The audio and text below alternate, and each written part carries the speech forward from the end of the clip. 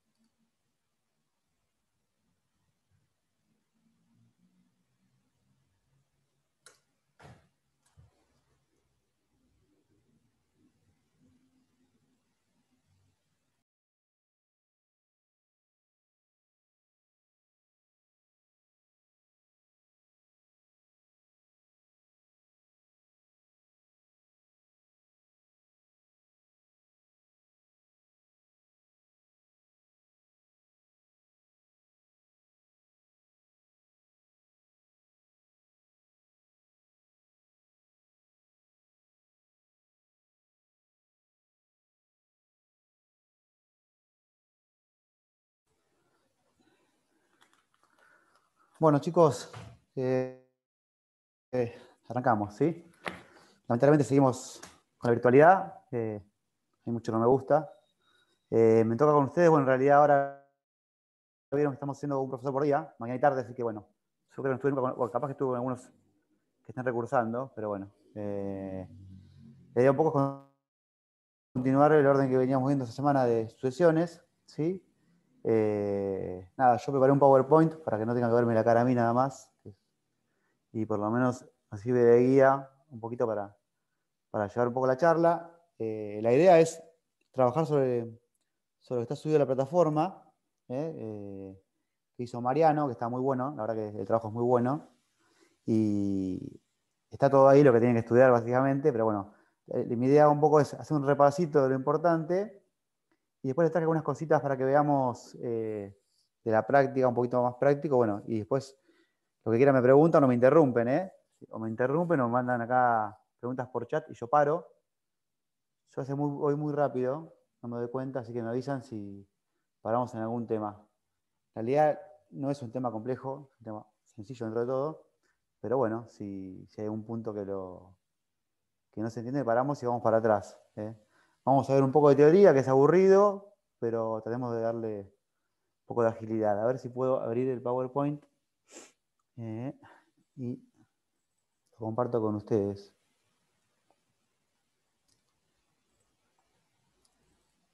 A ver, avíseme si se ve. ¿Se ve esto? Sí, se Todavía el ve. Power no. O sea, la pantalla sí, no. ¿No sé ningún power? A ver, nueva función. ¿Ahora? Ahora sí. Sí, ahora Sí, ahí sí. sí. Bueno, bueno, buenísimo. Como verán, no soy muy hábil con el tema del PowerPoint. No le pongo colores ni nada, es medio aburrido, pero bueno, ya un día voy a aprender un poquito más. A ver qué tengo acá en el chat. ¿Algo? Ahora sí, perfecto. Me escriben por ahí cualquier cosa y paramos, ¿sí? O me interrumpen, no pasa nada. Y así, de última, la idea es que yo no repita lo que dice acá, sino que lo charlemos. Si leyeron y si no leyeron, bueno, aunque sea, van a tener un poquito de introducción para ir leyendo después, ¿sí? Hoy ustedes estuvieron viendo, bueno, un poco la situación en general. Habrán visto el lunes a 20 Stato, entiendo yo, con José. Y bueno, hoy nos toca la sucesión testamentaria, ¿sí? Esta sucesión que viene, que es prácticamente igual, pero tiene unas diferencias en la parte inicial del proceso, porque nos encontramos con un documento ¿eh? Emitido por una persona, por el causante, ¿no? En el cual dispone de sus bienes para después de la muerte. Yo acá, bueno, copié dos cositas, la definición cortita y el artículo del Código Civil que habla de testamento, que no lo define, pero habla en sí del testamento. Esta definición la saqué acá del trabajo, básicamente que es un acto que contiene la justa expresión de nuestra voluntad respecto a lo que cada uno quiere que se haga después de su muerte. Lo que yo le decía. El causante dispone de sus bienes para después de la muerte. ¿Sí?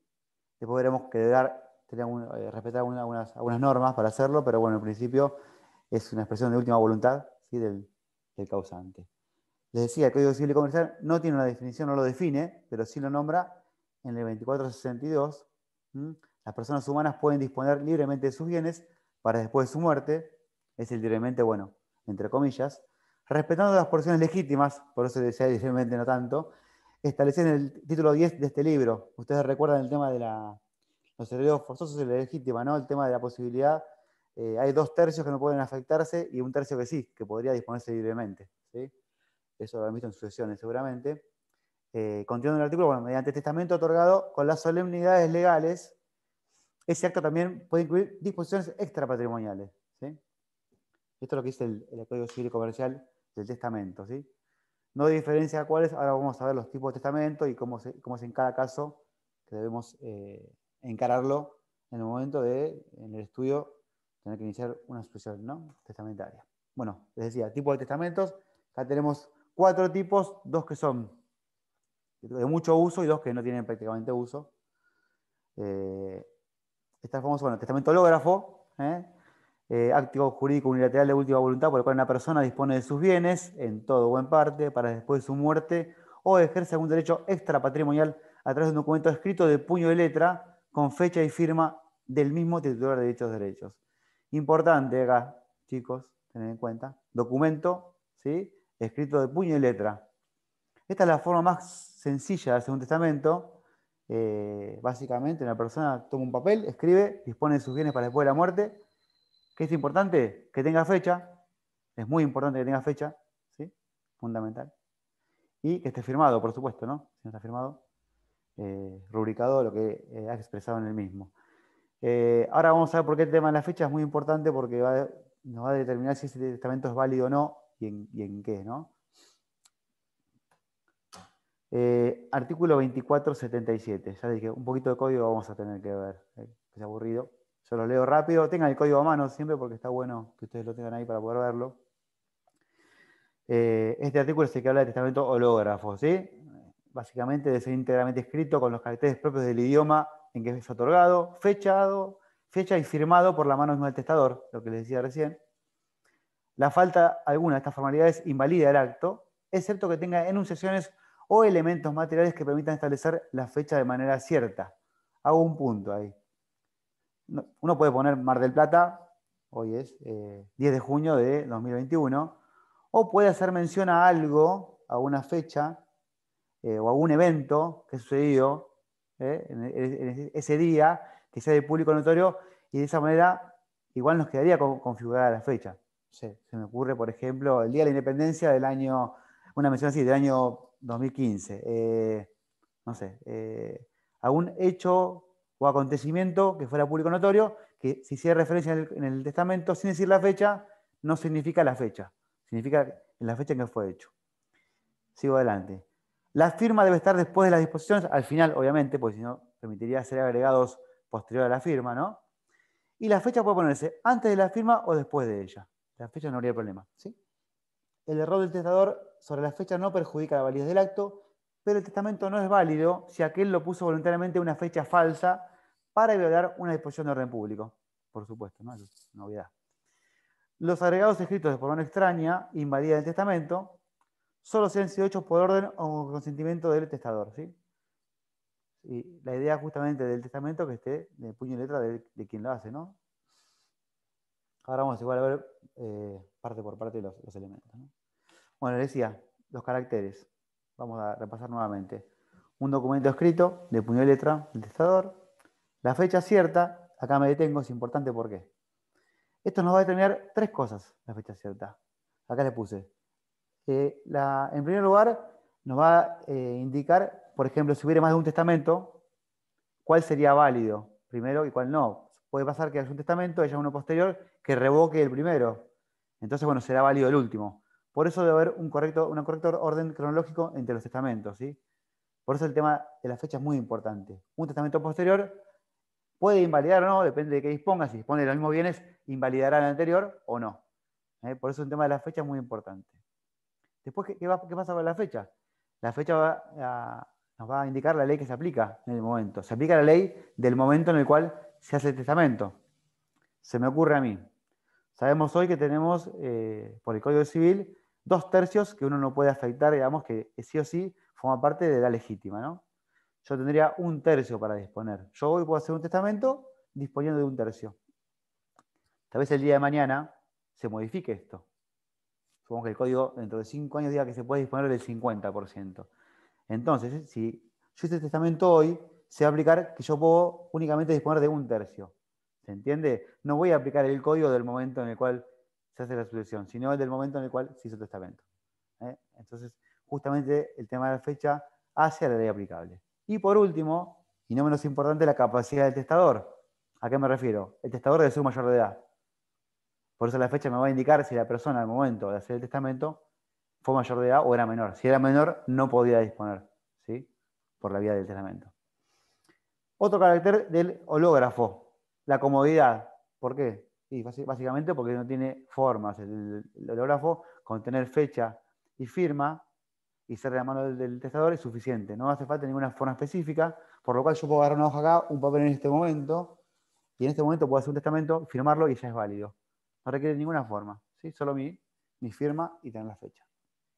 La economía, ¿por qué? Bueno, básicamente porque no tiene ningún costo alguno. El testamento hológrafo no hace falta hacerlo ante nadie, ni oficial público, ni nadie, simplemente hacerlo yo y dejarlo firmado. ¿Cuál es la contra? Los inconvenientes. Bueno, acá el punto 5 le pongo fácil destrucción. Claro, por ejemplo, que una persona muera y una persona que podría haber sido beneficiada encuentra el testamento y no le conviene o no lo beneficia a él directamente, bueno, podría destruirlo y no habría posibilidad ya de, digamos, este testamento desaparecería para siempre. Ahora el Colegio de Abogados de Mar del Plata ha creado, estos días, ayer se ha publicado, un registro de instrumentos privados, por lo cual hoy el Colegio de Abogados recibe testamentos hológrafos y los registra acá en el colegio. De esa manera tendríamos una seguridad de que ese testamento no se va a perder, porque habría una copia registrada en el Colegio de Abogados. Esto es nuevo, es algo que arrancó ayer mismo, así que bueno, es algo súper novedoso y que voy a venir a dar un poco de seguridad, esa seguridad que no tenía el testamento hológrafo, ¿no? Por un costo mucho menor al costo que tiene, por supuesto, hacerlo ante un escribano. Y lo último, que después vamos a ampliar un poquito más cuando hablemos en sí del proceso sucesorio en sí, es la prueba policial caligráfica. Bueno, el Código Civil y Comercial implementó que la manera de acreditar que un testamento de una persona es por medio de una prueba policial caligráfica, en contraposición con lo que dice el Código Procesal, que solo requería que hubiera dos testigos al momento de la firma. Bueno, esto es una contradicción entre dos normas.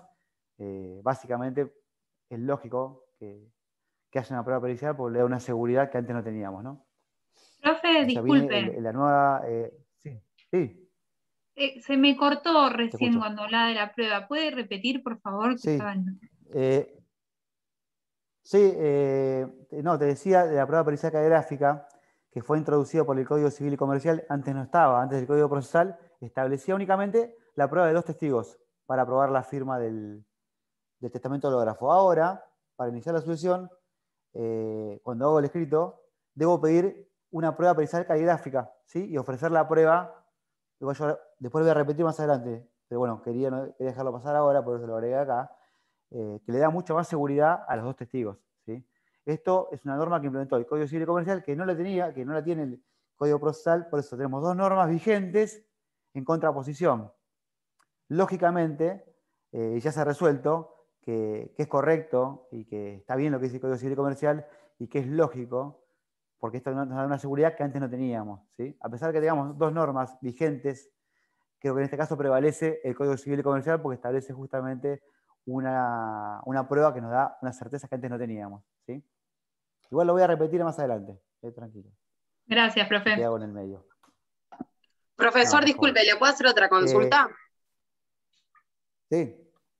En el caso, no sé si lo dijo porque entré un poquito tarde, pero en el caso de aquellas personas que no Sí. sepan escribir, por ejemplo, ¿pueden hacer de alguna manera este tipo de testamentos o se ven impedidos?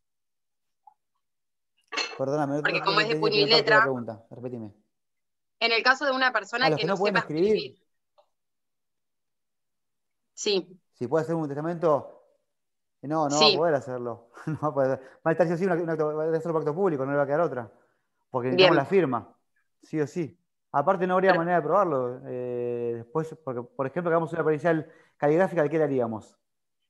Porque vos pensás Claro. que, si vamos para atrás, ¿se acuerdan de la primera parte del primer parcial, el tema de la prueba caligráfica, cómo se hacía?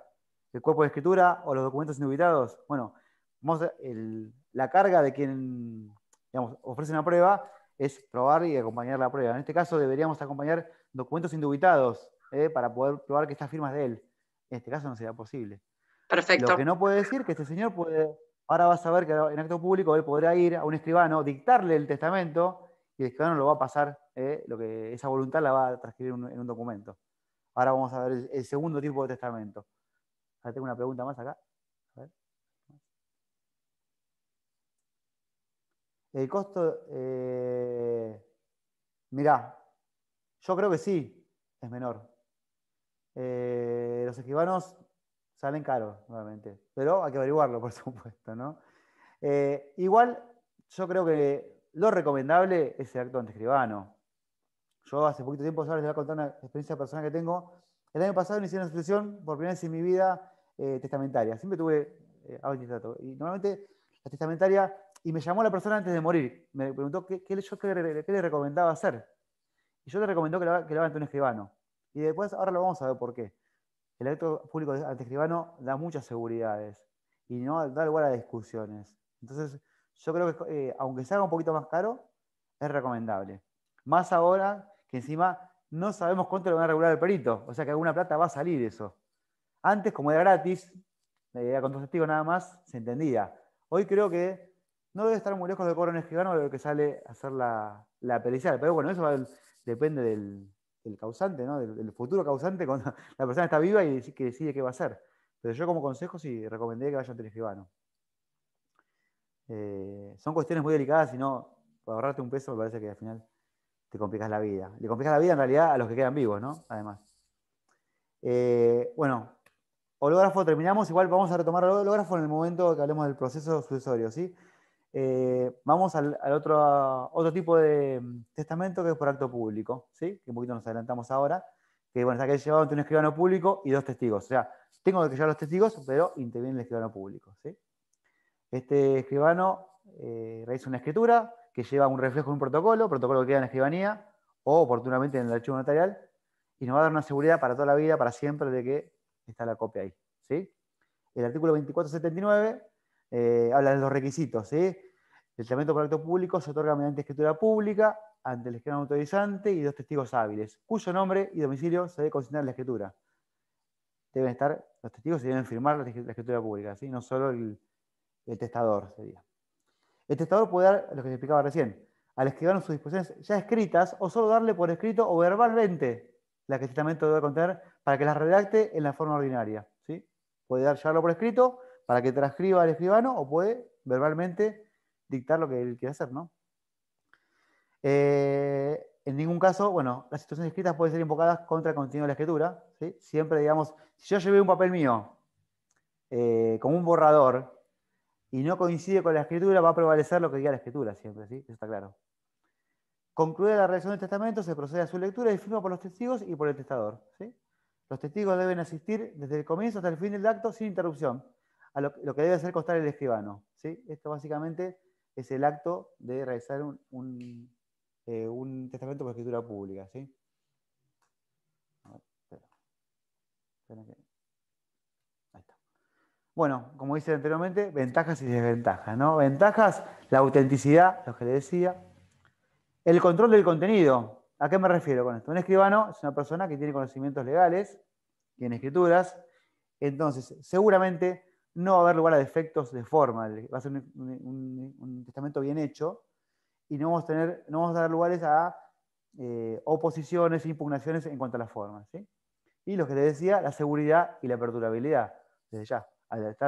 Aunque se rompa la escritura original, siempre va a haber un reflejo protocolar que nos va a dar la posibilidad de obtener un testimonio de esa escritura, ¿sí?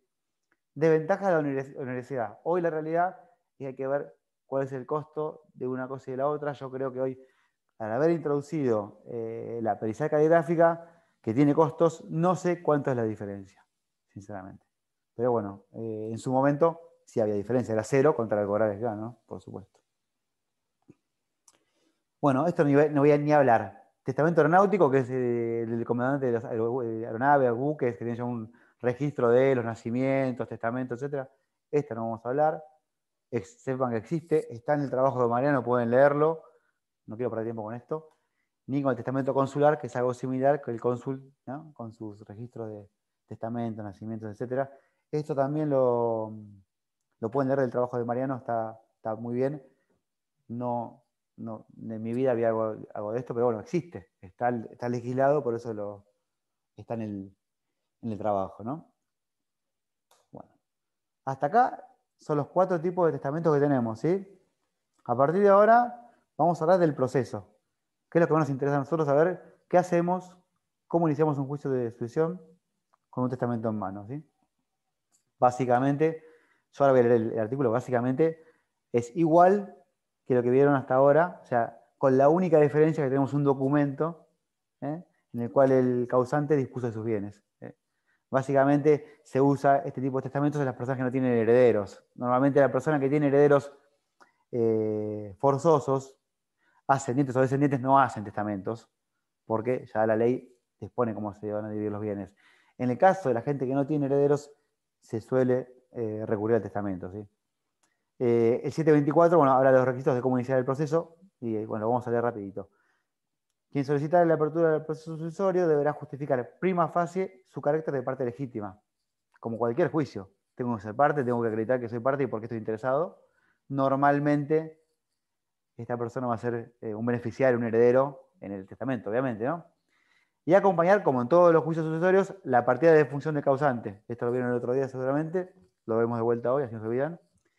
Denunciando el nombre y domicilio de los herederos, igual que en cualquier sucesión, o representantes legales conocidos. Si no los conozco, no los tengo que denunciar, por supuesto. Si el causante hubiera hecho testamento y el solicitante conociera su existencia, deberá presentarlo. Si yo conozco y tengo en mi poder el testamento, cuando inicio debo acompañarlo. Si sé que existe, pero no lo tengo, como dice acá el artículo, deberá indicar dónde se encuentra ese testamento, ¿sí? Puede ser una escribanía, puede estar el nombre de un abogado, de un estudio, de un conocido, bueno, deberé indicar quién lo tiene, ¿sí? Otro párrafo siguiente, para todas las sucesiones mismo. En todos los casos oficiará al registro de testamentos del Colegio de Escribanos de la provincia. Esto siempre, chicos. Con testamento o sin testamento. ¿Para qué es esto? Para que justamente me informen si hay otro testamento registrado, o si yo lo inicio a intestato, que me digan si hay algún testamento. Si no fuera así, va a venir que no hay nada y seguiré adelante. Si hay un testamento registrado, pediremos que lo remitan, ahí nos van a decir quién lo tiene, si está en escribanía, quién lo hizo, bueno, pediremos una copia. Pero esto vamos a pedirlo siempre, ¿sí? Bueno, acá después, si el informe resulta positivo, o sea, si me dice que hay, el juez requeriría el notario testimonio de la escritura, si aquel hubiese sido otorgado por acto público o la entrega del original en caso contrario, ¿sí? Por eso es importante el registro, que pedirlo siempre esto, en todos los juicios. O sea, no es propio del testamentario, es propio de todos los juicios. Bueno, acá abro un poquito el artículo y les decía, carácter de parte, acreditar por qué lo pido, quién soy beneficiario, qué interés tengo en el proceso, denunciar a los herederos, librar el oficio que hablábamos recién, remitir planillas de juicios universales. ¿Esto qué es? Esto lo hace el juzgado de oficio ahora, antes lo hacíamos los abogados. Una planillita que poníamos quién murió, en qué fecha, quién es el padre, quién es la madre, quién es el abogado interviniente en la sucesión. Bueno, esto ya no lo hacemos más, lo hacen los juzgados directamente. Esto se remite al registro de juicios universales, que toma nota del inicio de esta sucesión. ¿Para qué es esto? ¿Y queda registrado para qué? Para ver si posteriormente o anteriormente hay otra persona que haya iniciado el mismo juicio, la misma sucesión. Entonces, de esta manera evitamos que haya 2 o 3 sucesiones iniciadas a la vez. Con esta planilla, esta remisión, vamos a estar informados de eso, ¿sí? Nos va a contestar que no hay nada iniciado, y en caso que hubiera iniciado, se notificará y se verá cuál se inició primero, cuál está más avanzado, ¿sí? Y lo último es el informe del IPS, Instituto de Previsión Social, al fin de que informe si el causante tenía algún beneficio previsional, jubilatorio o de pensión, ¿sí? Si estuviera gozando alguno de esos beneficios. Bueno, me paran si voy rápido, yo sí hablo rápido. Bueno, hasta ahí, como les decía, para todas las situaciones lo mismo. Ahora vamos a ver, en cuanto a la testamentaria, cuál es la diferencia, lo que les decía. Acompañar el testamento O sea, lo de siempre más el testamento. Y si no lo tengo, indicar dónde está el testamento, como hablábamos al principio. Si lo tengo yo, si está en poder de un tercero, si está en poder de una escribanía. Tengo que informar al juez en ese caso. Capaz que no lo sé. Bueno, si no sé si hay o no hay, cuando venga el oficio del registro de testamentos me voy a enterar si hay o no hay testamento. Pero bueno, si yo lo sé, tengo que denunciarlo, ¿sí? Esta es una diferencia con la sucesión común, la que no tiene testamento, ¿no? Bien. Le decía que vamos a hablar un poquito del tema del hológrafo. Bueno, vamos a ver un poquito, en realidad, ahora van a entender por qué. Porque el hológrafo tiene todo un camino previo y después ya comparte el último pedazo en forma, la última parte del proceso es común con el de acto público. En realidad, el hológrafo tiene pasos previos que yo debo cumplir para poder llegar a un punto en el proceso en el cual ya es igual para el acto público o para el hológrafo, ¿sí? ¿Qué pasa? Bueno, antes de la sanción del Código Civil y Comercial, yo lo expliqué al principio, lo vamos a reiterar, ¿qué pasaba? El artículo 739, que está vigente hoy todavía, establecía que yo debía presentar la demanda, acompañar el testamento y ofrecer 2 testigos para acreditar que esa firma era del testador. Este artículo sigue vigente todavía hoy, pero, como les decía al principio, entró en contradicción con el nuevo Código Civil y Comercial, ¿sí? Por eso acá arriba le pongo, antes de la sanción del Código Civil y Comercial, regía este artículo. A partir de ahora, a pesar de que no está derogado este artículo, nos vamos a regir por lo que dice el Código Civil y Comercial, ¿sí? Que ha establecido en el artículo 2339 lo siguiente: si el causante ha dejado testamento por acto público, deberá presentárselo o indicarse el lugar donde se encuentre. Punto. Si el testamento es hológrafo, que es lo que hablábamos recién, debe ser presentado judicialmente para que se proceda. Previa apertura, si estuviese cerrado, a veces se puede dejar el sobre cerrado, por eso dice esto, a dejar constancia del estado del documento y a la comprobación de la autenticidad de la escritura y la firma del testador mediante pericia caligráfica. Esto introduce una modificación grande, ya no va más la prueba de testigos, ahora sí o sí hay que hacer la pericial, va a llevar un tiempo en el proceso, va a llevar un costo que antes no teníamos, por eso hay que evaluar bien. Es muy buena la pregunta que me hicieron al principio, porque eso, hoy por hoy los costos van a estar ahí, cerca de lo que cobraba un escribano. Vamos a tener que ofrecer la prueba pericial, vamos a pedir el sorteo de un perito caligráfico del Estado oficial, vamos a tener que acompañar documentos indubitados para poder acreditar que esa firma es la del testador. Y bueno, cumplidos estos trámites, el juez debe rubricar el principio y fin de cada una de sus páginas y mandar a protocolizarlo. 2 cosas distintas. Primero, rubricar. ¿Por qué rubrica cada página? A los fines de que no haya agregados posteriores. Con su rúbrica el juez le da una forma al testamento hológrafo que no puede ser agregado nada, ¿sí? Evitar enmendaduras, raspados, interlineados de esta manera, ¿sí? Y después mandar a protocolizarlo. A eso ahora lo vamos a explicar qué significa eso, ¿sí? Asimismo, según el interesado lo pide, se debe dar copia certificada del testamento. La protocolización no impide que sean impugnadas la autenticidad ni la validez del testamento mediante procesos contenciosos, ¿sí? Y ahora voy a explicar por qué más adelante, pero bueno, todo el proceso de protocolización del testamento siempre es de las formas, no del fondo. Puede haber dentro del testamento disposiciones que no sean legales, por eso va a poder ser impugnado. Ahora lo vamos a ver. Bueno, acá le puse las etapas, como les decía.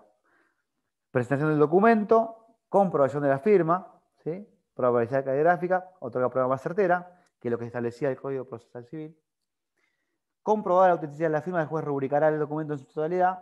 Esto como un resumen, ¿no? Evitar agregados, sustituciones de enmiendas, como les decía recién. Y una vez que tengo esto rubricado, pasa a protocolizar el testamento hológrafo. Siempre hablando del hológrafo estamos, que es un trámite judicial que importa en una medida que no prejuzga sobre la validez del testamento, lo que yo le decía.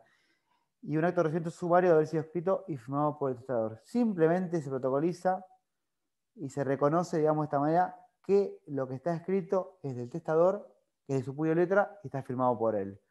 No se refiere al contenido, solo a la forma, ¿sí? La pericia caligráfica solo se requiere a la forma. Reitero, que está realizado por el testador y firmado por él. Simplemente eso. No se pone a hablar ni se ocupa de lo que está contenido dentro del testamento, que puede ser válido o no después. ¿Cómo se protocoliza? Bueno, se designa un escribano para la protocolización propuesta por los herederos o designado por el juez. un escribano que va a tener un costo también, obviamente, después, ¿sí? Por eso le digo que el hológrafo al final de la vuelta capaz que termina siendo más caro que el proyecto público, ¿sí? Esto es un escribano, solo la palabra mismo lo dice, protocolización. ¿Qué hace? Protocoliza. ¿Qué hace? Copia en el protocolo, en un protocolo copia el testamento hológrafo y genera una escritura, ¿no? Oposición a la protocolización, el 741. Si reconocía la letra de la firma del testador por los testigos, esto en realidad va enganchado del artículo anterior, pero todavía es vigente esto. Los testigos podrían oponerse a la protocolización. ¿Por qué? En cuanto a, digamos, a las formalidades, entendamos que el testamento tiene algún problema, puede ser de fecha, puede ser alguna cuestión inválida de forma, bueno, podrá ser, digamos, quien esté interesado y demuestre un interés suficiente podrá oponerse a que se protocolice y esa incidencia, bueno, como para la redundancia, se va a sustanciar en un incidente. Un incidente, ustedes recuerdan cómo son los incidentes, ¿no? Es un proceso casi ordinario, ¿eh? Con la diferencia que tiene plazos muy abreviados, pero la realidad es que se ordinarizaría la cuestión acá, con prueba, etc. ¿Sí? Por último, bueno, les decía, el objeto de la protocolización es convertir el testamento en un instrumento público. El escribano, al protocolizar, a partir de ese día, deja de ser un testamento hológrafo y se transforma en un instrumento público. Por eso les decía que todo el camino previo del hológrafo es para llegar al mismo punto. Me encuentro ante un instrumento público. Si yo lo hubiera hecho directamente con un escribano, me hubiera ahorrado todo este camino en la sucesión. Pero bueno, la persona que va a morir capaz que no lo evalúa esto, ¿no? Bueno, a ver qué más puse, chicos. Bueno, bien. Llegamos al punto en que estamos igualados entre un proceso sucesorio por un testamento hológrafo o por acto público. ¿Por qué? Porque ya hoy por hoy tenemos dos actos públicos. Tenemos o el protocolo o el testamento hológrafo protocolizado, que ya es un instrumento público, o tengo un testamento ante un escribano público. A partir de ahora, el proceso es igual para todos los testamentos. El proceso es igual. Ya está, nos olvidamos que era hológrafo. A partir de ahora hay un solo procedimiento y lo que les voy a decir ahora sirve para todos los casos. ¿Sí? Y vamos a ver la diferencia en cuanto a la resolución con lo que era la ave intestato que ustedes vieron el día lunes. ¿Qué pasaba? Llegado el punto, ¿no? Digamos, publicado dictos, todo. Acá hay una pequeña diferencia, pero hay una resolución que hace a las veces de lo que era la declaratoria de herederos de la sucesión ave intestato, ¿sí? Llegado a este punto, o con un hológrafo protocolizado, o con un testamento por acto público, el juez va a dictar una resolución. Yo después se las voy a mostrar, que tengo un ejemplo acá, al final de la clase.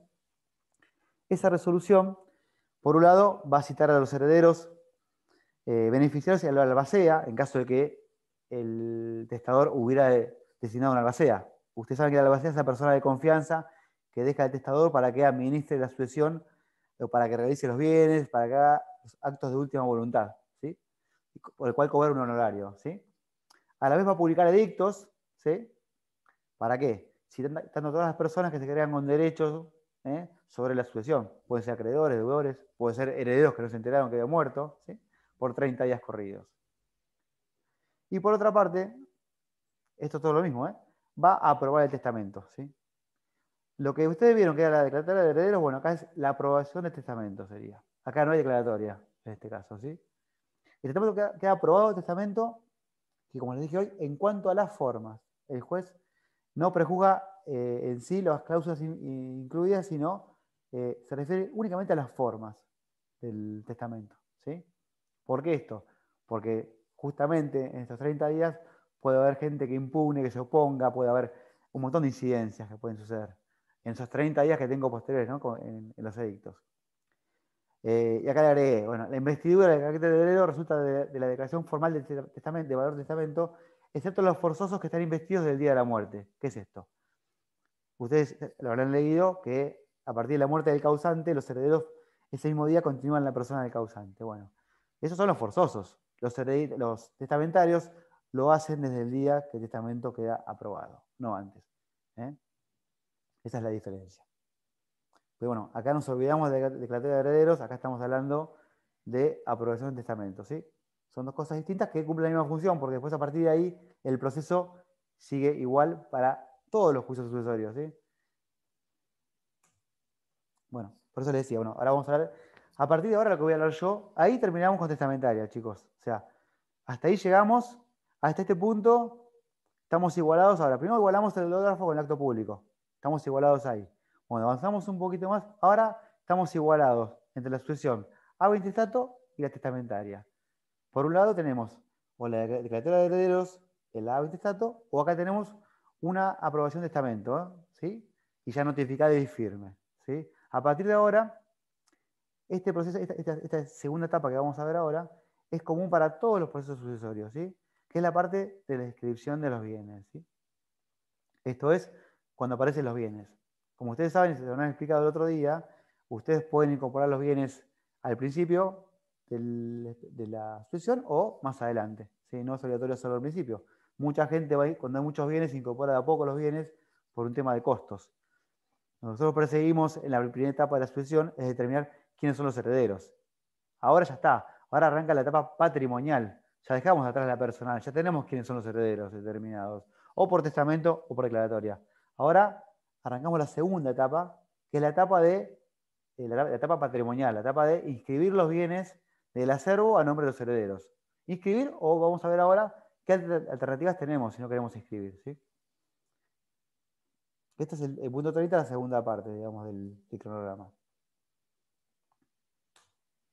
Requisitos. Van a ver ahora que se van a acordar del decreto de venta. Hoy lo decía a la mañana lo mismo. Porque estamos ahora en este momento del proceso sucesorio. Tenemos que empezar a juntar documentación administrativa en determinados lugares que van a ser necesarias para que el juez pueda ordenar la inscripción, ¿sí? Ahora que tenemos que empezar a juntar documental en organismos que nos van a servir para poder inscribir posteriormente. Bueno, requisitos, les decía. Vamos a ver con el primero.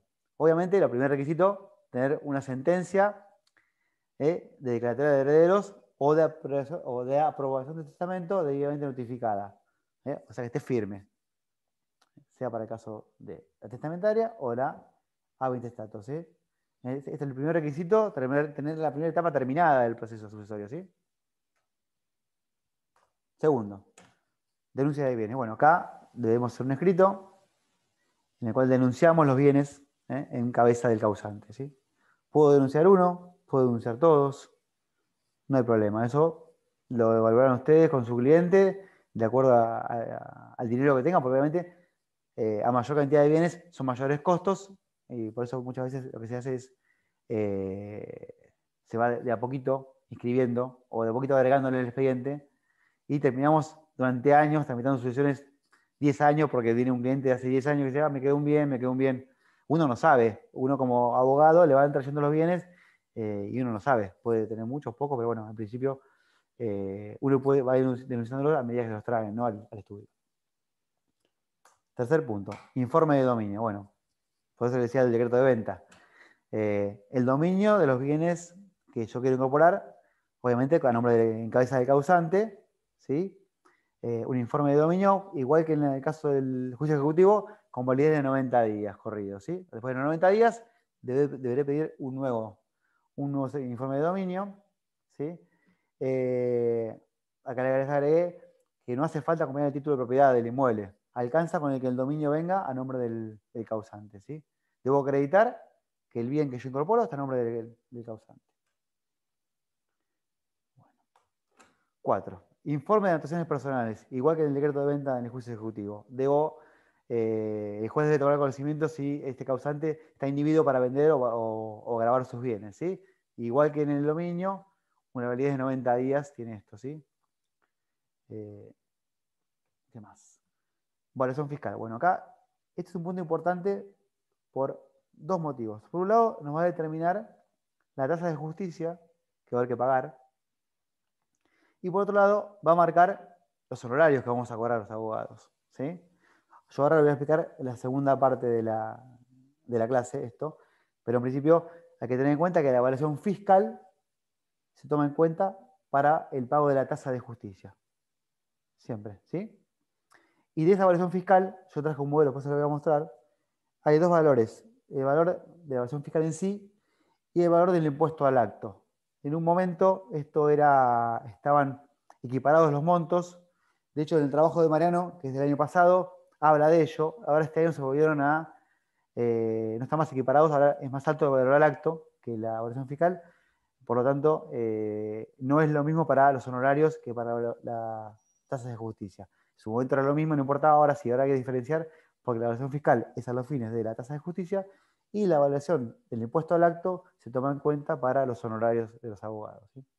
Igual ahora se lo voy a mostrar y lo vamos a ver más adelante. Otro requisito, de esto que les digo, no puede faltar nada. Si yo me falta una cosa, no puedo pedirle al juez que inscriba, ¿sí? Cédula catastral. Bueno, en cuanto a esto, hay juzgados que lo piden, juzgados que no lo piden. El juzgado 15 lo debe pedir porque Mariano no lo puso, así que si estamos en el juzgado 15 hay que acompañarlo. Esta cédula la hace un agrimensor, ¿sí? En realidad es requisito para poder vender esto y para inscribir efectivamente el bien a nombre de los herederos o para vender a un tercero. Hay que hacerle eso de la catastral. Yo me parece que no hace falta que la acompañes en el juzgado, pero bueno, evidentemente algunos juzgados lo están pidiendo, ¿sí? Es un criterio de juzgado. En realidad no creo que tenga importancia. Lo importante es que esté hecho al momento de inscribir, porque me lo va a pedir el registro de propiedad que esté hecho este certificado catastral. ¿Qué es la cédula catastral? Bueno, el agrimensor mide las dimensiones y que coincidan con el plano original, básicamente. Eso es lo que se busca en estas cosas. O, si hay modificaciones, determinarlas, ¿sí? Tengo ahí una pregunta. Ya estoy, ¿eh? ¿Qué plazo de validez tiene? ¿Qué? La cédula catastral. La cédula catastral, sí. Me parece que duraba un año. No estoy seguro. Creo que dura un año. No es lo mismo que los certificados. Pero no estoy seguro. Lo vamos a chequear, ¿sí? La realidad, les soy sincero en el tema este. Como en realidad jamás acompañé un expediente de esto, me llamó la atención porque evidentemente es un criterio de algunos juzgados y nunca me pasó. Jamás acompañé. Siempre yo, como abogado, cumplo todos los requisitos, pido la orden del libramiento de oficio de testimonio y se lo llevo al escribano directamente. El escribano se ocupa de la cédula catastral y todo eso. Lo hace por afuera del expediente. Me llama la atención esto. De hecho, si ustedes leen la norma, que está acá agregada en el PowerPoint, declararse obligatorio para los escribanos, dice. No habla de los juzgados. Entonces no entiendo muy bien. Pero bueno, está planteado así, tengámoslo presente, de última aclarémoslo. Que hay juzgados que lo piden, juzgados que no lo piden, ¿sí? Yo creo que no es necesario, al juzgado no le cambia nada esto, ¿sí? Es un tema más registral, porque la cédula catastral lo que busca justamente es cotejar los planos originales con las propiedades que se transmiten, que coincidan los metros cuadrados y lo que dice el plano original. Pero bueno, está en el trabajo, yo tengo que decir, yo no coincido. Me parece que no tiene nada que ver. Que eso es un trámite posterior y que no obsta, digamos, no puede el juez no darte el oficio porque no está hecha la cédula catastral, ¿sí? Por eso no tengo claro el año. Creo que era anual, si no me equivoco. Creo que sí, es anual. Igual lo vamos a ver igual, ¿eh? Bueno, 6, sexto requisito. Declaración jurada patrimonial. Esos son todos los requisitos que hace falta para que el juez libre oficio. No se olviden, ¿eh? Declaración jurada patrimonial. Esto es un formulario que se baja del Colegio de Provincia o del Colegio de Abogados de Mar del Plata. Tienen el formulario, es un PDF. Yo se los voy a mostrar ahora cuando termine el PowerPoint, cómo se hace, en el cual nosotros vamos a enumerar todos los bienes que incorporamos en la sucesión, ¿sí? Y la alícuota que se transmite. Supongamos que es un bien ganancial, se va a transmitir el 50%, ¿no? Entonces, bueno, se pone, yo igual se lo voy a mostrar después, la nomenclatura catastral se pone, la evaluación fiscal de ese bien y el porcentaje que se transmite, se suma todo y esa suma por el 2,2% nos va a determinar la tasa de justicia. Lo vamos a ver más adelante, no se pongan locos con esto, pero bueno, tengo que hacer esta declaración jurada patrimonial para poder pedirle al juez que me libre el oficio, ¿sí? Para poder escribir. Muy bien. 7, bueno, por supuesto los jueces, si no pagan la tasa de justicia, no sacan nada, ¿no? Así que bueno, para proceder a la inscripción, debe estar paga la tasa de justicia, ¿sí? Monto imponible de la tasa de justicia, bueno, la evaluación fiscal, ¿sí? Que les hablaba hoy, con más un 10% en concepto de bienes muebles, ¿sí? Se determinó Este código fiscal establece que el monto imponible va a ser lo que sea la evaluación fiscal y se dará un 10% que se presume de bienes muebles dentro de la propiedad. Sobre ese monto resultante se aplica el 2,2%. ¿Sí? Y de ese 2,2%, el 10% se suma, que es la sobretasa de justicia. Esto ya lo hemos visto en la primera parte de la materia, pero bueno, es igual acá. ¿Sí? Lo que tenemos que tener en cuenta acá, ¿cuál es el monto imponible? Les reitero, la evaluación fiscal, como es el 10% de bienes muebles. ¿Sí? Yo igual ahora se los voy a mostrar en un modelo que tengo acá. ¿Sí? 8. Trámite ante ARBA, también electrónico se hace esto. El juez nos va a pedir la declaración jurada del impuesto a la transmisión gratuita de bienes. ¿Sí? ¿Qué significa esto? Bueno, hay que hacer un trámite que se hace en ARBA con la clave fiscal. Yo les recomiendo que no lo hagan a nombre de ustedes, sino que lo hagan con la clave fiscal de sus clientes, porque es una declaración jurada, que si la hago a mi nombre soy yo quien la presta. Y como hay datos que incluir, lo mejor es que lo hagan a nombre de su cliente directamente. ¿Qué se hace acá? Se denuncia ante ARBA la fecha de fallecimiento, quién falleció y qué bienes transfiere y a quién. Es toda una aplicación, un programita que uno va llegando etapa por etapa, lo termina, y una vez que termina, de acuerdo al monto de la propiedad que se transmite y de acuerdo a la fecha de fallecimiento, va a establecer el pago de un impuesto.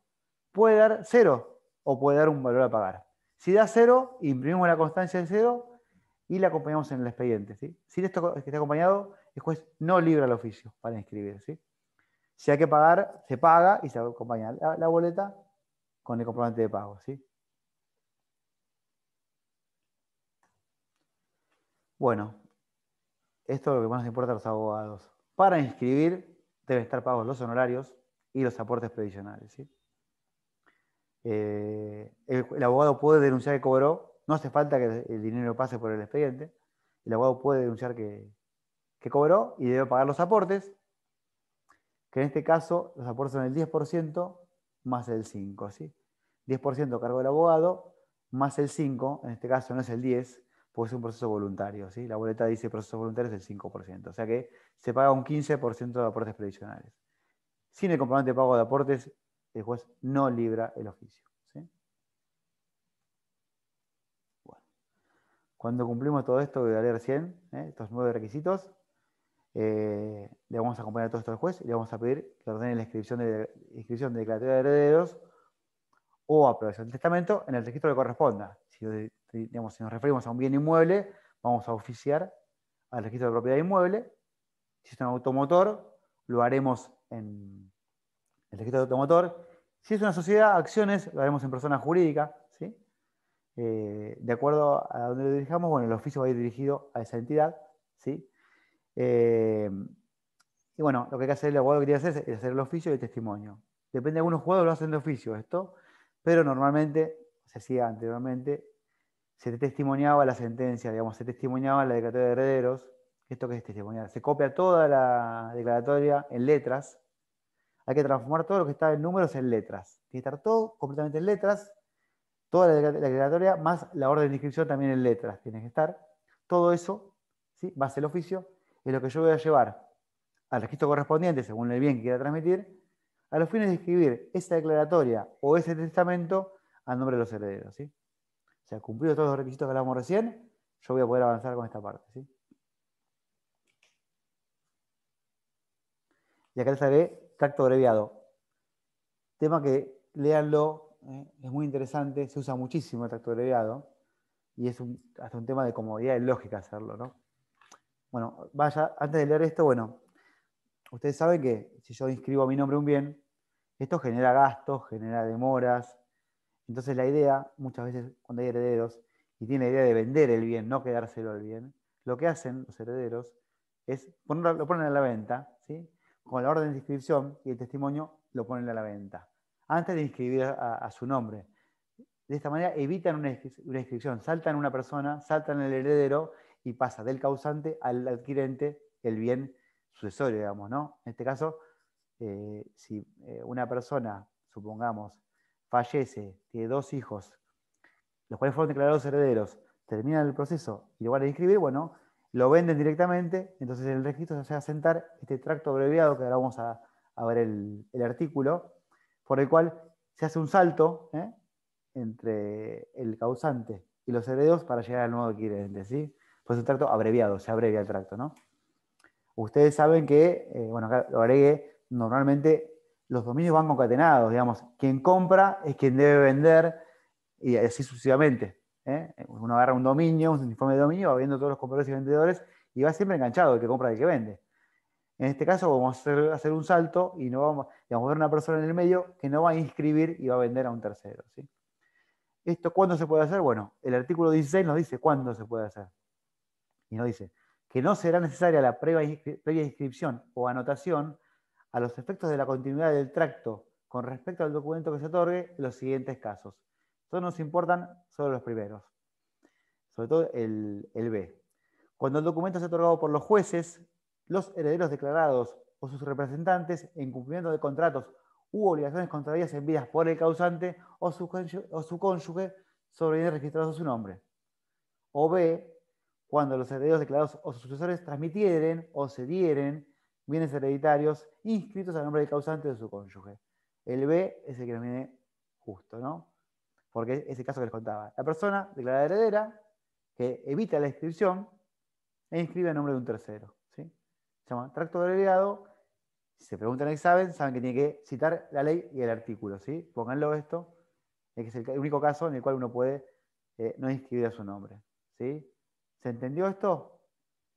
Está bien, igual está para leerlo bien, lo pueden. Yo quiero que lo veamos así más, no tan formal el tema, que entendamos para qué lo hacemos.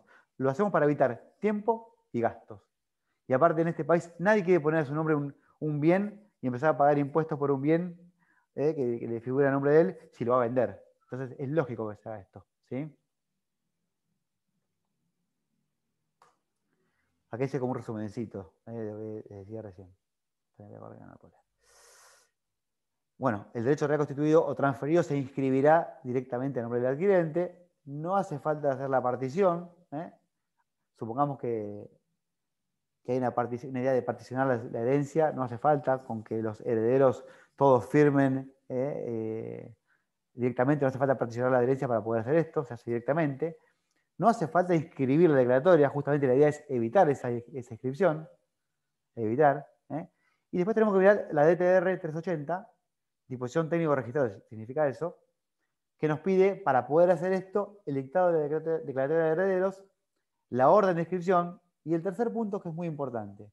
En la escritura deben relacionarse los autos del sucesorio y el juzgado interviniente. O sea, el escribano deberá poner, cuando habla del tracto abreviado, en qué autos falleció, qué juzgado intervino. Sí o sí, eso está incluido en la escritura del nuevo adquirente, ¿sí?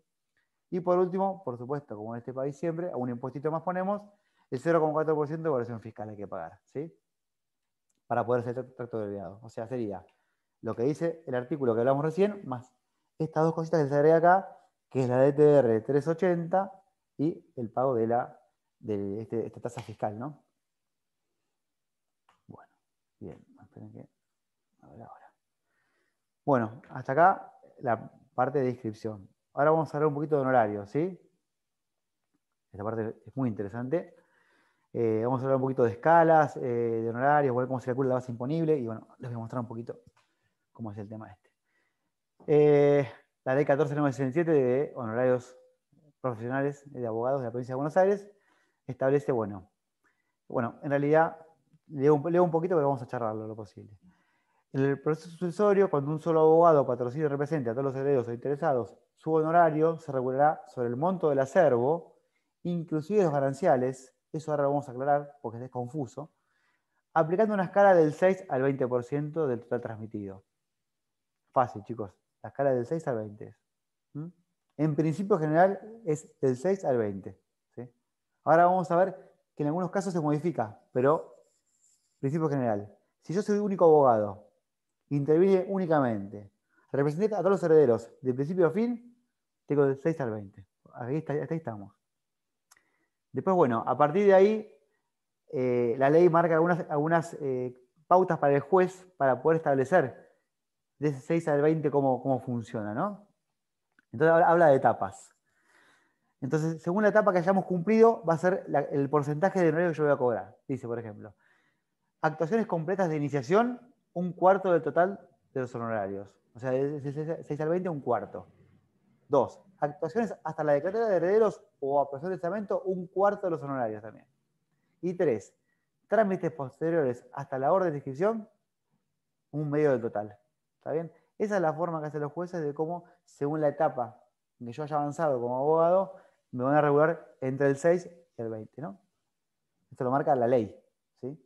Y ahora vamos a ver un poquito de cómo fijamos esa base regulatoria. ¿Qué tomamos en cuenta? Yo me adelanté un poquito, ahora vamos a ver. Habla de inmuebles.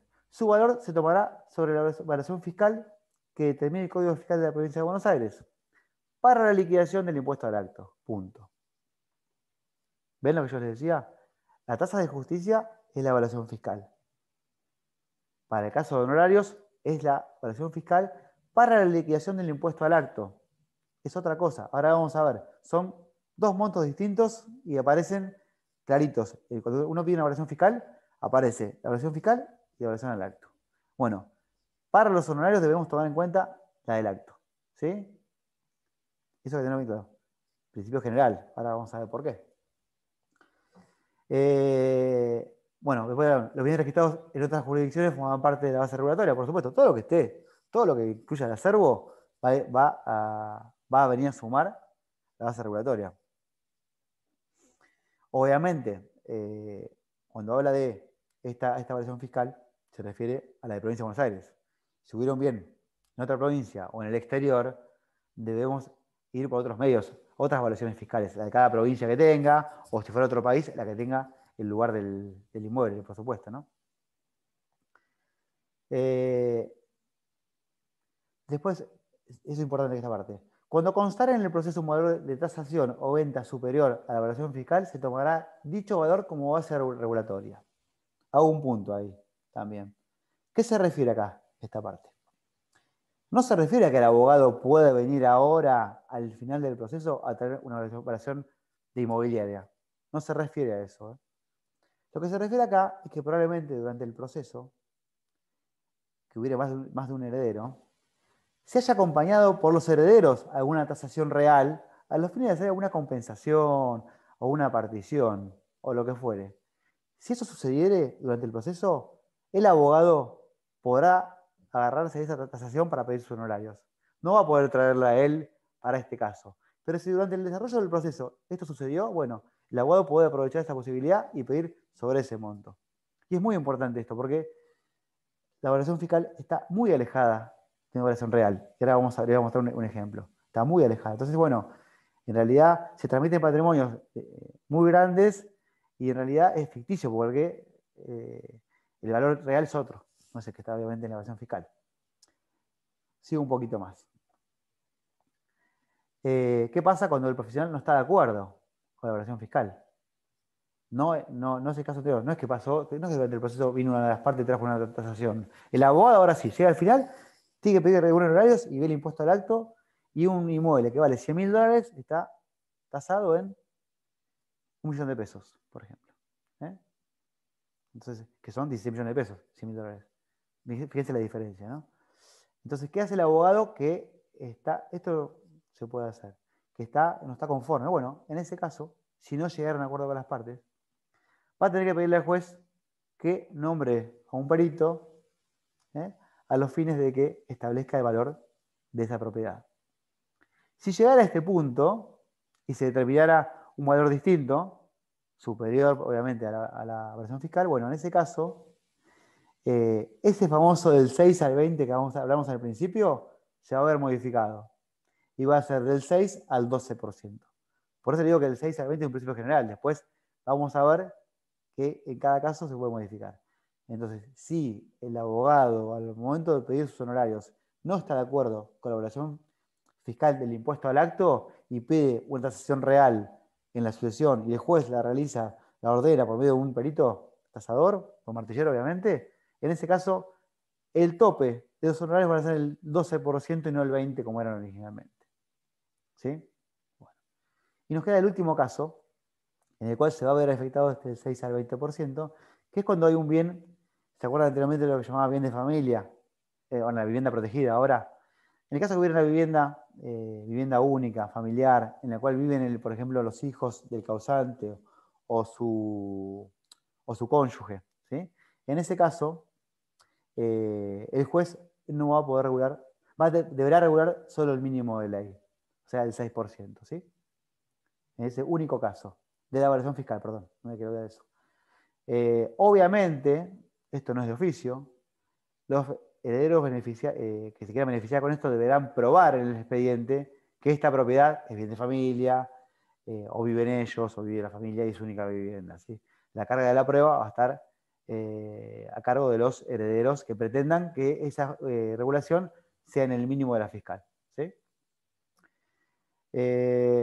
Bueno, por último, el artículo habla de cuando hay varios abogados que intervengan. Bueno, en caso de que hubiera varios abogados, se deberán clasificar los trabajos de cada abogado, y ese 6 al 20 se va a repartir. No es que cada uno va a cobrar del 6 al 20. No, bueno.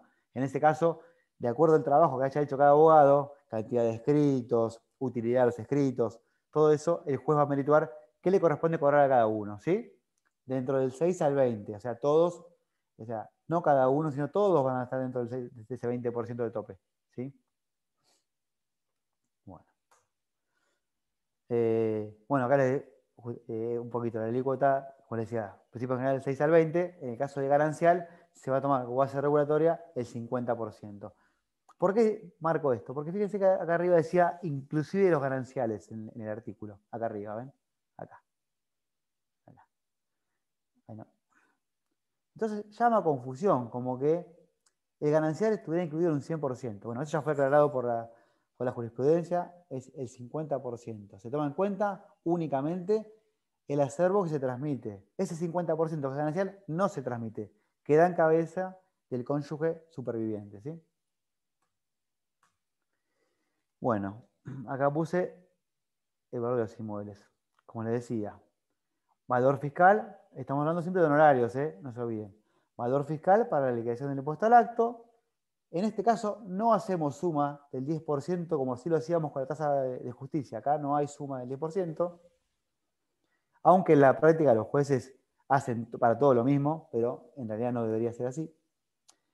Bueno, esto es un resumencito.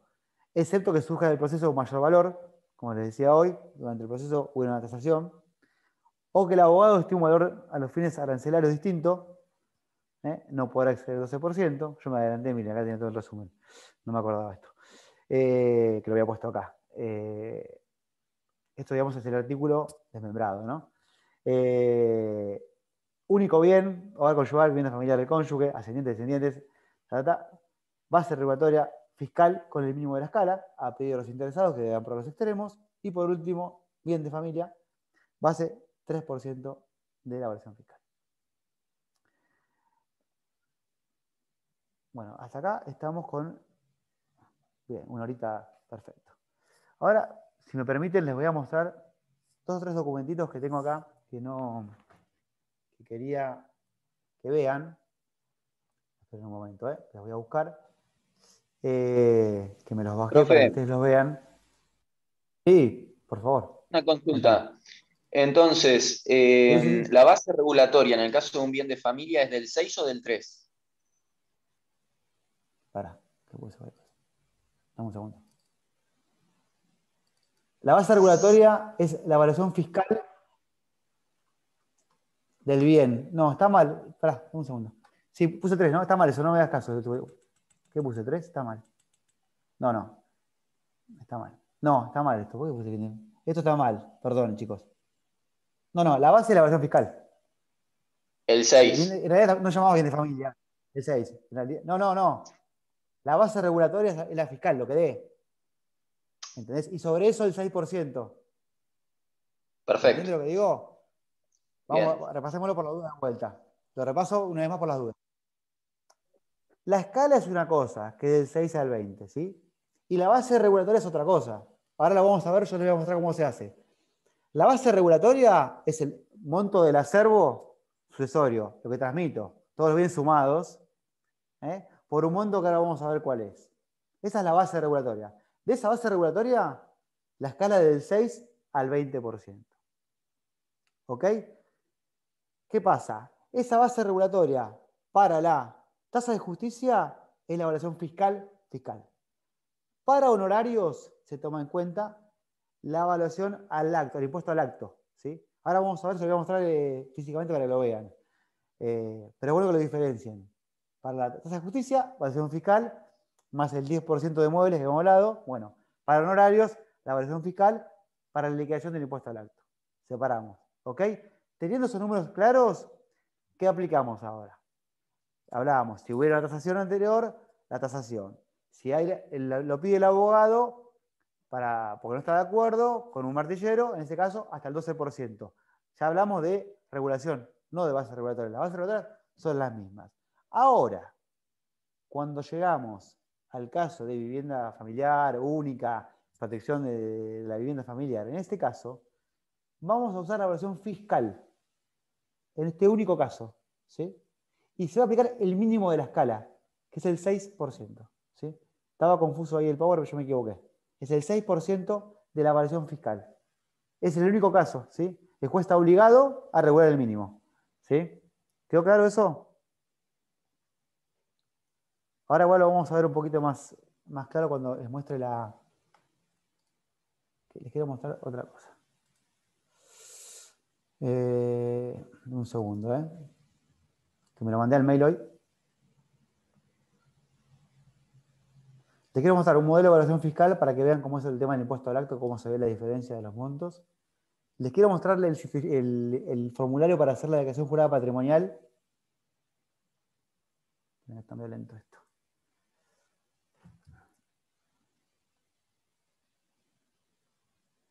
Ahí estamos. ¿Ya estoy bien? Un segundo.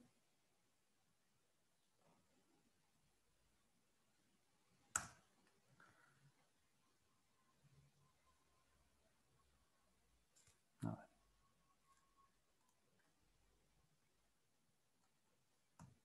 ¿Alguna otra pregunta, chicos? Mientras pregúntenme, lo que se les ocurra.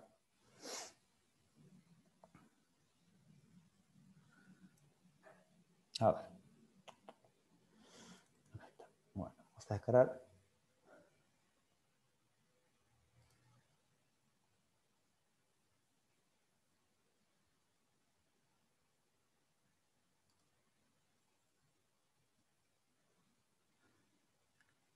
Traje 3 cositas que quería que vean. Y después, en todo caso, si quieren, les puedo mostrar una sucesión testamentaria. A ver. Bueno, a ver.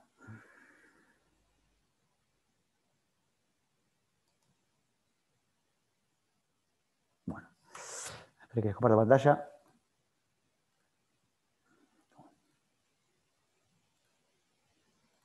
A ver. Ahí comparto, Bueno. ¿Esto lo ven, chicos? Sí. Bueno. Sí. Este es el formulario que llenamos. Es un formulario que está cargado, le decía, en la página del Colegio de Abogados. Bueno. Es un escrito, básicamente, con muy poquito lugar. A mí no me gusta mucho. Yo lo que hago es pasarlo a Word esto y lo hago porque acá, si ustedes arrancan a escribir, no les entra nada. Le entra el nombre y tomo el folio como mucho. No pueden pedir más nada, ni quit, ni domicilio, nada. Acá van los autos y acá abajo, es lo que les decía, el partido, el código de partido, por ejemplo, Mar del Plata 045, la nomenclatura catastral, los datos catastro de la propiedad, la evaluación fiscal que surge del informe, que ahora les voy a mostrar cómo es un informe de evaluación fiscal, y el coeficiente que es lo que se transmite. Si es ganancial, el 0,50, si es propio, el 100%. Esto me da un número que va acá. ¿Sí? Yo acá sumo todos los bienes, me va a dar un número, X, y a esto le sumo el 10%. Todo esto es de evaluación fiscal, chicos, porque es para el pago de la tasa de justicia. ¿Sí? Bien. Acá, en caso de automotores, vamos a poner acá la marca, modelo, año, cuánto vale. En el caso de los automotores, no hay evaluación fiscal. Ustedes van a ver que con la patente desaparece. Algunos jugadores me han pedido que acompañe una tasación de la Cámara de ¿cómo se llama? De automotores, sí. Que está acá en la calle Rawson.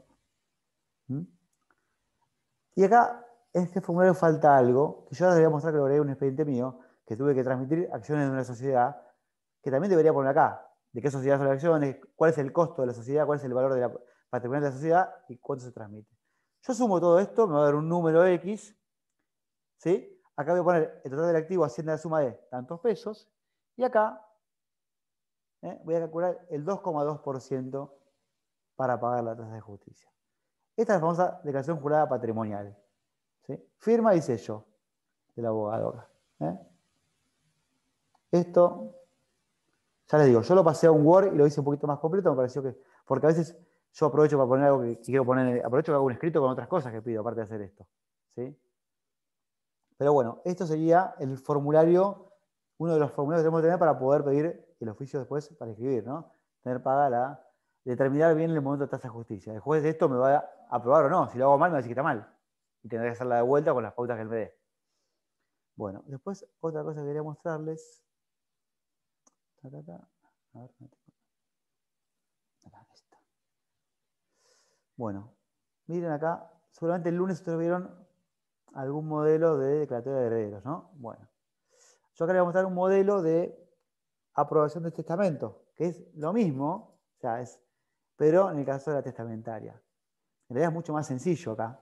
Como les decía, por un lado, una vez que viene el agente fiscal, ¿sí? Vieron que siempre antes de declaratoria, y antes de esto no sé si lo dije, se hace igual lo van a ver acá en el trabajo, se ha trasladado al agente fiscal, al Ministerio Público Fiscal, ¿sí? Que se expide sobre la forma. Bueno, acá es un dictamen, en este caso es un juicio que llevo yo, dictamina que, según lo que él ve las formas, entiende que ese testamento es un testamento de parto público cumple con las formas, bueno, a partir de ahí el juez lo da por aprobado, decreta la apertura del juicio, ¿sí? Y ordena la publicación de edictos.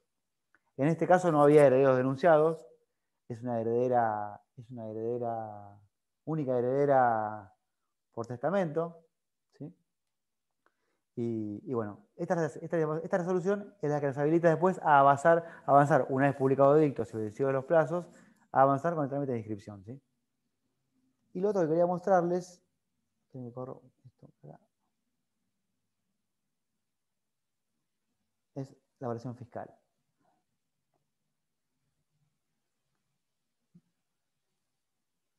Ahí está.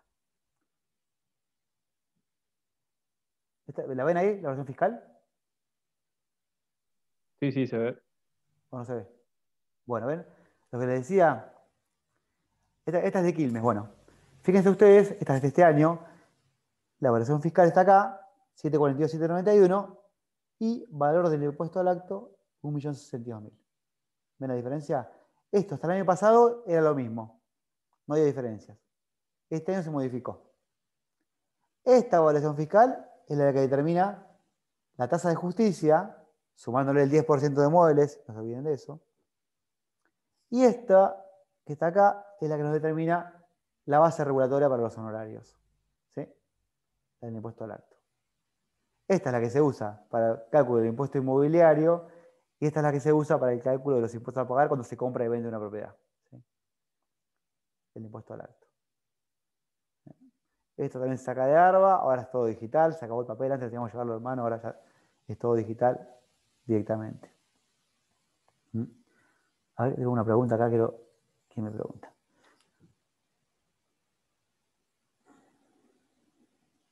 No es obligatorio para el juez ya, si los abogados pueden pactar con sus clientes la base regulatoria y pueden pactar el porcentaje de horarios, por supuesto pueden hacerlo, ¿sí? Es algo que las partes pueden transar. Lo que no pueden es pactar ni por debajo ni por arriba de la escala. Yo no puedo, cuando vuelva a la asociación, pedirle el 3%, porque estoy violando normas de ética, ¿sí? Para rayo la asociación, más allá que algunos lo hagan, no puedo hacer eso. Y tampoco puedo pactar por arriba del 20%, ¿sí? La asociación. Pero que haya una tasación no obliga al juez de ninguna manera, debe pedirlo a la parte, ¿sí? Si no, se va al principio general, siempre, el principio general que es el impuesto al acto, en este caso, ¿sí? Chicos, ¿alguna pregunta más de estos temas que vimos hoy? Creo que es sencillo, en realidad La sucesión es un trámite administrativo, no tiene casi, excepto que haya un tipo de conflicto entre herederos, suele ser casi administrativo, no es complejo el trámite. Es más, juntar papelitos y hacer trámites en reparticiones públicas que lleva tiempo que litigar. Pero bueno, puede pasar, por supuesto, puede haber oposiciones, puede haber impugnaciones, pero bueno, básicamente es eso. La idea de la clase era un poquito charlar un poco sobre el trabajo de Mariano, que es excelente el trabajo. Léalo, es excelente, no le falta nada. Está todo acá. Si leen, no va a haber nada que le puedan tomar en el examen que ustedes no lo puedan tener. Tengan en cuenta tracto abreviado, que suele ser pregunta de examen. Lo he visto varias veces, el tema ese. Así que bueno, ténganlo en cuenta y bueno, nada, si quieren hacer una pregunta más, me dicen, y si no, bueno, nos veremos. Yo para el examen ya creo que los veo de nuevo, porque ya creo, nos quedan 2 semanas nada más para el examen, así que si seguimos con la virtualidad, por lo menos, va a ser clases así, clases de un profesor por día, así que bueno, nada. Si no, chicos, ¿alguien para decir algo?